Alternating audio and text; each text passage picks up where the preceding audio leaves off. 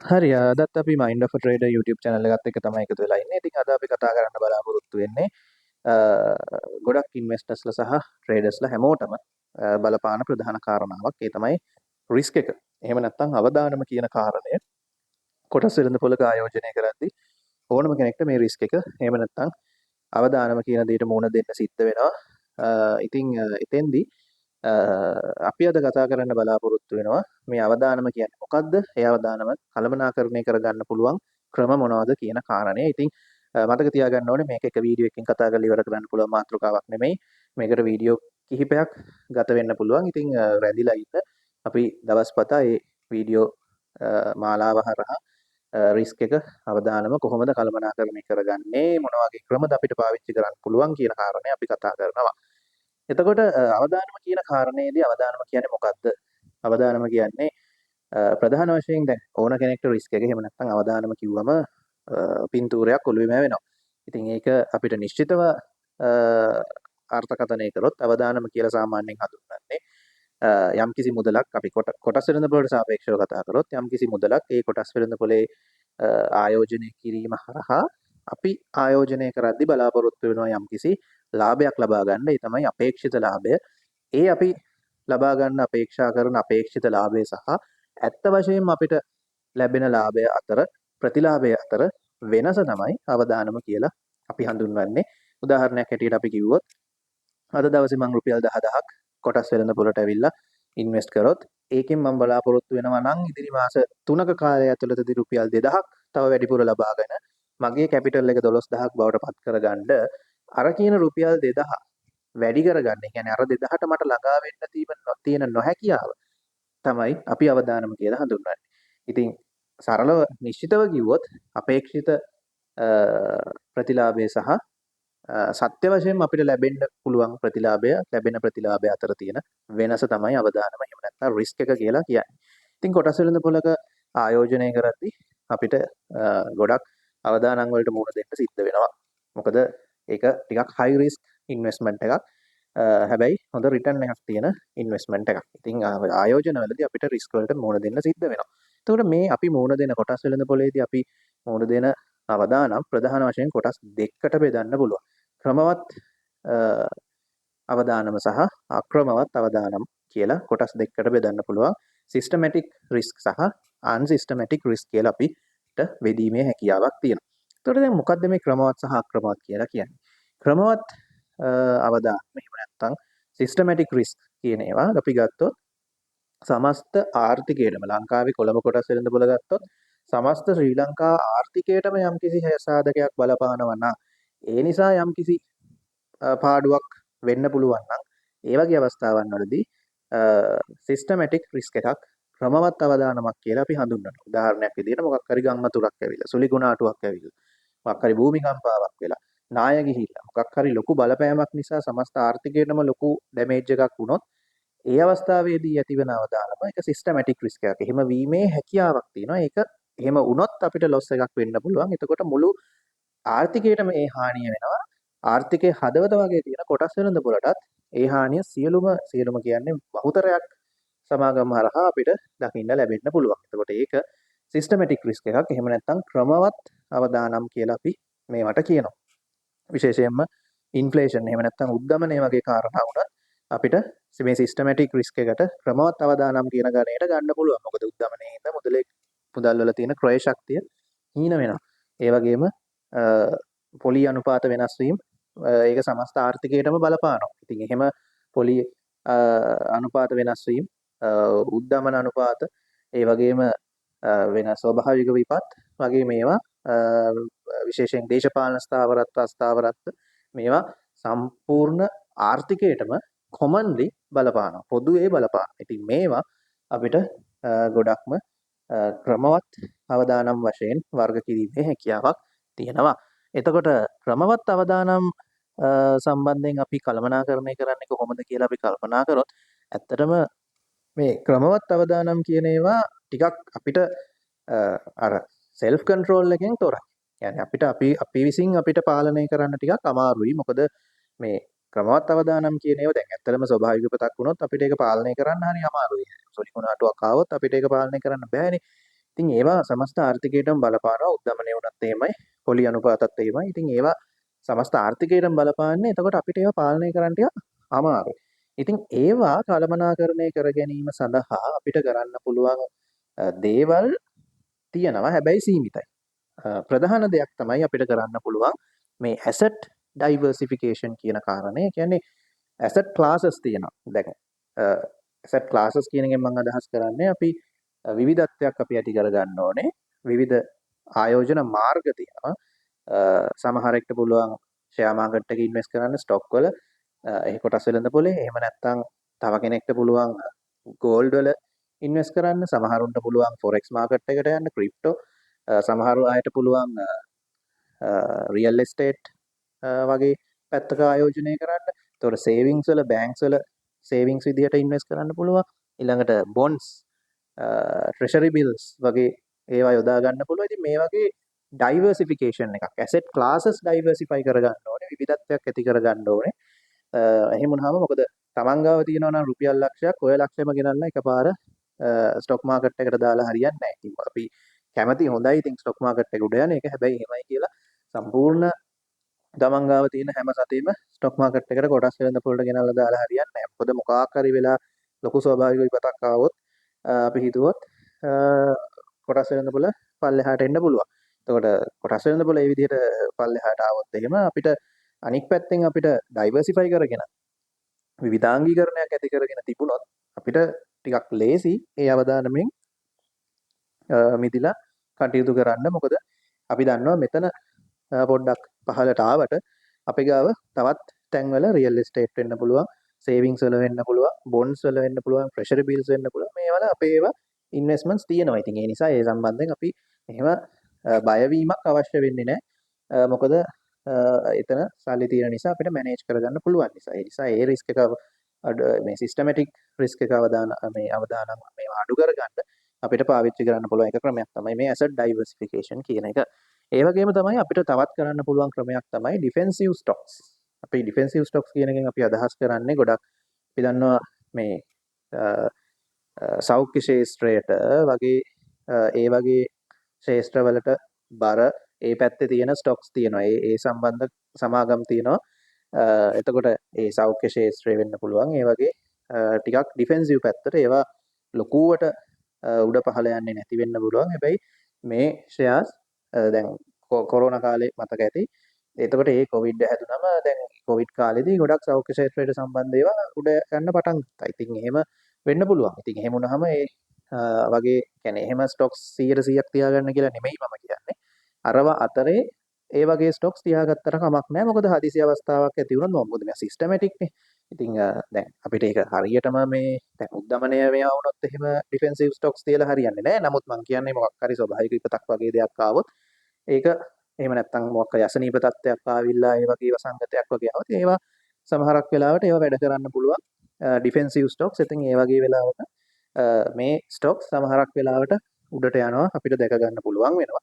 ඒ වගේම තමයි මේ ඩිෆෙන්සිව් ස්ටොක්ස් සහ මේ අපි ඒකට තවත් කියනවා ලෝ බෙටා වැලියු ස්ටොක්ස් කියලා.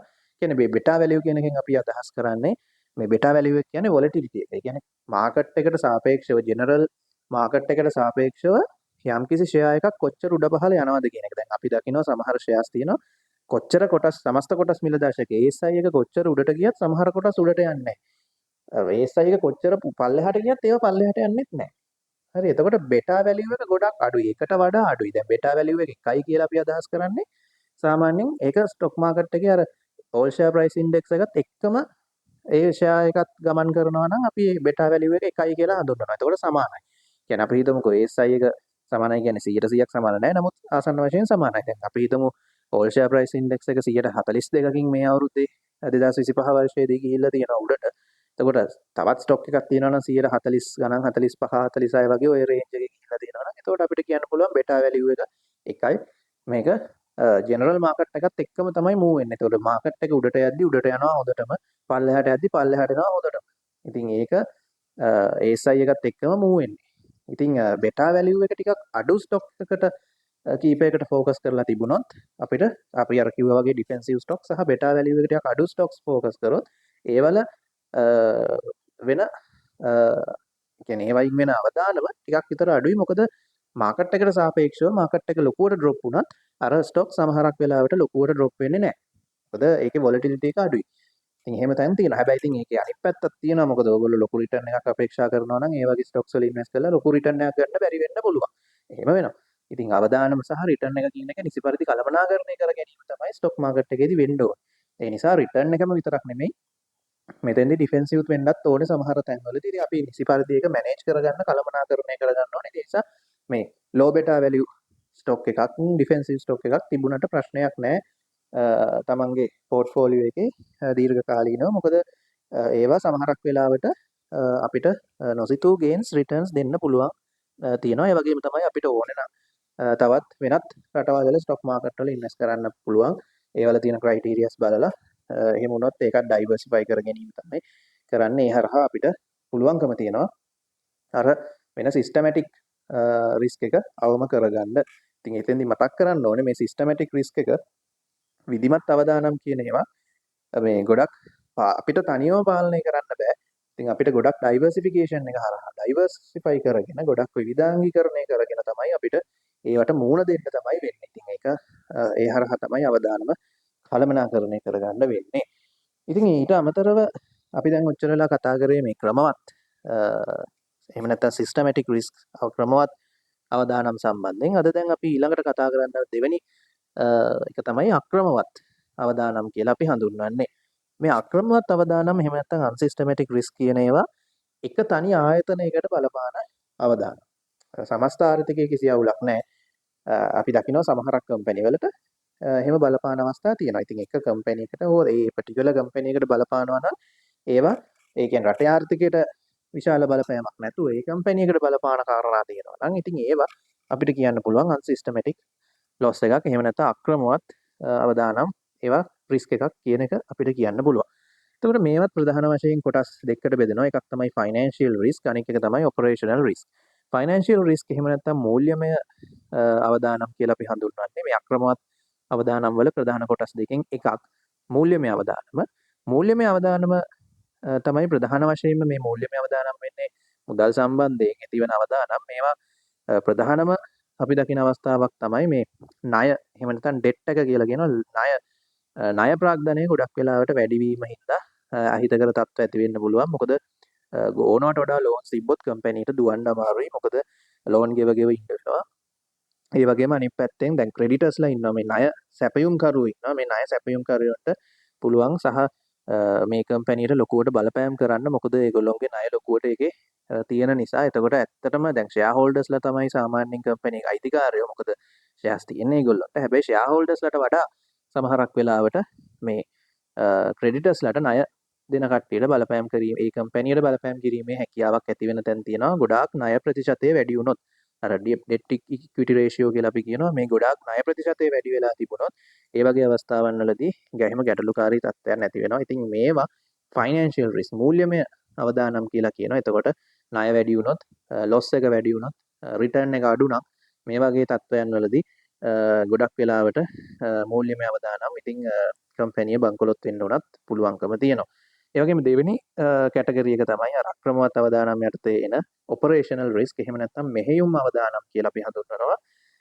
මේ මෙහෙයුම් අවදානම් කියලා අපි හඳුන්වන්නේ යම්කිසි ආයතනයක අඛණ්ඩව මෙහෙයුම් ක්‍රියාකාරීත්වය කරගෙන යන්න බාධා වෙන දේවල් තියෙනවා නම් ඒවා මෙහෙයුම් අවදානම් ඔපරේෂනල් රිස්ක් කියලා අපි හඳුන්වනවා. ගොඩක් වෙලාවට දැන් මොකක් හරි යුද්ධ තියෙනවා ලෝකේ ඕන තරම්. එතකොට අපිට අමුද්‍රව්‍ය හිඟ තත්ත්ව ඇති වෙන්න පුළුවන්. එහෙම නැත්නම් යම් කිසි සේවකයෝ ඒ කම්පැනි වැඩ කරද්දී ස්ට්‍රයික්ස් ලොකුවට තියෙන්න පුළුවන්. එහෙම වුණොත් ඒ කම්පැනි දිගටම කටයුතු පවත්වාගෙන යන්න අපහසු වෙන්න පුළුවන්. ඉතින් මේවා තමයි ගොඩක් වෙලාවට රිසෝසස් ගන්න බැරුව ස්ට්‍රයික්ස් නිසා ඒවා වෙන ඉන්ටරප්ෂන්ස් බාධා මේවා තමයි වෙන්නේ ඔපරේෂනල් රිස්ක්. එහෙම නැත්නම් මෙහෙයුම් අවදානම් කියලා අපි හඳුන්වනවා. ඉතින් මේ මෙහෙයුම් අවදානම් සහ මූල්‍යමය අවදානම් කියන දෙකම කියන්නේ අක්‍රමවත් අවදානම් පොදුවේ ගත්තොත් ගොඩක් වෙලාවට ඕගොල්ලොන්ට බලාගෙන ඉන්න ඕනේ. මොකද වෙන්නේ කම්පැනි සම්බන්ධ හොඳ අවධානයෙන් ඉන්න ඕනේ. ඒ හරහා තමයි මේ රිස්ක් එක මැනේජ් කරගන්න පුළුවන් වෙන්නේ. තමන් මොකක් හරි දෙයක් ගැන ගන්නවා නම් විශේෂයෙන් ඒකේ බැලන්ස් ෂීට් බලලා ඒකේ කොහොමද ඩෙට් ඉක්විටි රේෂියෝ එක කොහොමද ණය කොච්චර තියෙනවද ඒක කොහොමද ඒගොල්ලෝ කළමනාකරණය කරගන්න පුළුවන්ද? ලොස් එක කොහොමද? රිටර්න් එක කොච්චර අරන් තියනවද? ගිය අවුරුද්දට සාපේක්ෂව වැඩි වෙලාද? එතකොට මොනවයින්ද වැඩි? මොකද සමහර කම්පැනි තියෙනවා ඒක වැඩි කරගත්තට වැඩි කරගෙන තියෙන සමහර ක්‍රමවේදයන් බැලුවම ඒක එච්චරම සස්ටේනබල් නැති වෙන්න පුළුවන්. ඉතින් ඒ වගේ මොනවයින්ද වැඩි කරගෙන තියෙන ලොස් එකක් වුණත් සමහර වෙලාවට ලොස් වුණාට ඒක ප්‍රශ්නයක් නෑ. මොකද ඒක එතරම් බල නොපාන්න පුළුවන්. ඊළඟ ක්වාටර් එකේදී ඒක රිකවර් වෙන්න පුළුවන්. ඒ නිසා ඒවා රිකවරබල් ලොස්ද රිකවර් කරගන්න පුළුවන් ලොස්ද ඒවා සංසන්දනය කරලා අනිවාර්යෙන් බැලන්ස් ෂීට් එහෙම හරියටම බලන්න ඕනේ. ඒ හරහා සහ විශේෂයෙන් නිවුස් ගැන අවධානයෙන් ඉන්න ඕනේ. කම්පැනි වෙබ්සයිට් ෆෝකස් කරන්න. මේ වෙබ්සයිට් එක බලන්න මොනවද අලුතෙන් එන ඩෙවලොප්මන්ට්ස් ඒවල ඉෂුස් තියෙනවද? ඩිරෙක්ටර් බෝඩ් එක කවුද? ඩිරෙක්ටර් ඩීලින්ග්ස් යනවාද? විශේෂයෙන් ඩිරෙක්ටර් ඩීලින්ග්ස් හොඳට බලන්න ඕනේ. කම්පැනි වල ඩිරෙක්ටර්ස්ලා අතර මොනවද වෙන්නේ? ඩිරෙක්ටර්ස්ලා තමයි කම්පැනි ඉන්සයිඩර්ස්ලා ඒගොල්ලෝ හොඳට දන්නවා මොකද්ද වෙන්නේ කියන එක. එයාලා කරන දේවලින් අපිට පුළුවන්කම තියෙනවා ඒ කම්පැනි ගැන අවබෝධයක් ගන්න. ඉතින් ඒ නිසා මේව සම්බන්ධ හොඳ අවධානයෙන් හිටියොත් මේ අක්‍රමවත් අවදානම් අන්සිස්ටමැටික් රිස්ක් කියන ඒවා අපිට අඩු කර ගැනීමේ හැකියාවක් තියෙනවා. I think මේ ෆයිනෑන්ෂියල් රිස්ක් උනත් ඔපරේෂනල් රිස්ක් උනත් අන්සිස්ටමැටික් රිස්ක් කියන ඒවා මේවා දෙකම අපිට මේ දැඩි අවධානයක් යොමු කිරීමෙන් ෆන්ඩමෙන්ටලි අපි හොඳ ෆෝකස් එක හිටියොත් ඒගොල්ලෝගේ කැපිටල් එක ලොස් එක රිටර්න් එක ඔක්කොම බලාගෙන හිටියොත් අපිට ඒවා පාලනය කරගන්න රිස්ක් එක අඩු කරගන්න කළමනාකරණය කර ගැනීමේ හැකියාවක් ඇති වෙනවා. ඉතින් ඒකත් එක්ක විශේෂයෙන්ම ඕක තමයි අද දවසේ අපි කතා කරේ රිස්ක් එක අවදානම කියන කාරණය සම්බන්ධයෙන්. විශේෂයෙන්ම අපි කිව්වා වගේම අපිට එක වීඩියෝ එකකින් මේක කතා කරලා ඉවර කරන්න පුළුවන් මාතෘකාවක් නෙමෙයි. ඉතින් අපි ඉදිරි වීඩියෝස් වලින් වීඩියෝ මාලාවක් විදිහට අපි මේක කතා කරන්න බලාපොරොත්තු වෙනවා රිස්ක් එක මැනේජ් වෙන්නේ කොහොමද කියන කාරණය. ඉතින් සිස්ටමැටික් අන්සිස්ටමැටික් රිස්ක් දෙකයි. ඒ දෙකෙන් අද කොහොමද ඒක සාමාන්‍යයෙන් අපි මැනේජ් කරගන්නේ කියලා ජෙනරලි අපි කතා කරේ. ඉතින් අපි ඊළඟ වීඩියෝස් වලින් කතා කරන්න බලාපොරොත්තු වෙනවා. මේවා තවත් පරතරයට ගිහිල්ලා මොන වගේ ස්ට්‍රැටජිස්ද අපිට භාවිතා කරන්න පුළුවන්. මොකද ලෝකේ ඉන්න විවිධ ඉන්වෙස්ටර්ස්ලා සහ ට්‍රේඩර්ස්ලා විවිධාකාරයකට තමන්ගේ ස්ට්‍රැටජිස් හදා ගන්නවා. ඒ වගේ පොසිබල් ස්ට්‍රැටජිස් මම කියන්නේ හැමෝටම එකම ස්ට්‍රැටජි එක සෙට් වෙන්නේ නැහැ. අපි එක එක ස්ට්‍රැටජිස් කතා කරමු. එතකොට සමහරක් වෙලාවට ඒ ස්ට්‍රැටජි එක ඔයාලට සෙට් වෙන්න පුළුවන්. සමහරෙකුට සෙට් නොවෙන්න පුළුවන්. ඒවා අපි ඉදිරි වීඩියෝ වලදී කතා කරමු. එතකොට තමන් ඉන්න කාලය අනුව ඉන්වෙස්ට් කරන මුදල අනුව සහ ඒ කාලය මුදල සහ ඒ මාකට් එකට එන්ටර් වෙන තැන අනුව ගොඩක් වෙලාවට රිස්ක් එක සහ ඒ හරහා ඇති වෙන ඒක කළමනාකරණය කරන්න ඕනි ස්ට්‍රැටජි එක වෙනස් වෙනවා. ඉතින් ඒ නිසා ඒ ස්ට්‍රැටජිස් මොනවද ලෝකෙ පිළිගත්ත ස්ට්‍රැටජිස් මොනවද එක එක්කෙනා යූස් කරන්නේ මොන වගේ ස්ට්‍රැටජිස්ද කියන එක අපි කතා කරමු ඊළඟ වීඩියෝස් වලින්. දැනට අදට අපි මේ වීඩියෝ එකෙන් කතා කරන්නේ අවදානම කියන්නේ මොකක්ද? අවදානම වර්ග මොනවද? මොන වගේ තත්ත්වද අවදානම් විදිහට ඇති වෙන්න පුළුවන්. ඉතින් මේවා කොහොමද අපි කළමනාකරණය කරන්න පොදුවේ අපි කතා කරා. අපි බලමු ඊළඟ වීඩියෝ වලින් ස්ට්‍රැටජිස් එහෙම නැත්නම් ක්‍රමෝපායන් මොනවද මේවා කළමනාකරණය කරන්න කියන එක.